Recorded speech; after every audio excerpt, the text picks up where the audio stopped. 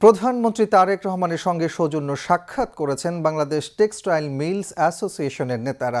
সাক্ষাতে দেশের বস্ত্রশিল্পের বর্তমান পরিস্থিতি, রপ্তানির সম্ভাবনা এবং এ খাতের বিভিন্ন সমস্যা নিয়ে আলোচনা হয়েছে।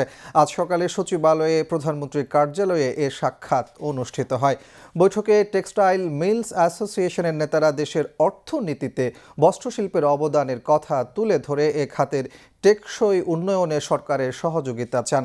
আন্তর্জাতিক বাজারে প্রতিযোগিতার সক্ষমতা বাড়াতে প্রয়োজনীয় নীতিগত সহায়তার বিষয়েও প্রধানমন্ত্রীর দৃষ্টি আকর্ষণ করেন তারা। প্রধানমন্ত্রী তারেক রহমান শিল্পায়ন, কর্মসংস্থান সৃষ্টি এবং রপ্তানি আয় বৃদ্ধিতে বস্ত্রশিল্পের অবদানের প্রশংসা করেন। তিনি এ খাতের উন্নয়নে সহযোগিতার আশ্বাস দেন।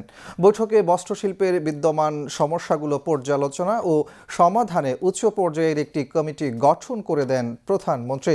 বৈঠকে বাংলাদেশ টেক্সটাইল মিলস অ্যাসোসিয়েশনের সভাপতি শওকত আজিজ রাসেল, সহসভাপতি শামীম ইসলাম, সাবেক সভাপতি এ মতিন চৌধুরী সহ সংগঠনের সাবেক ও বর্তমান নেতারা উপস্থিত ছিলেন।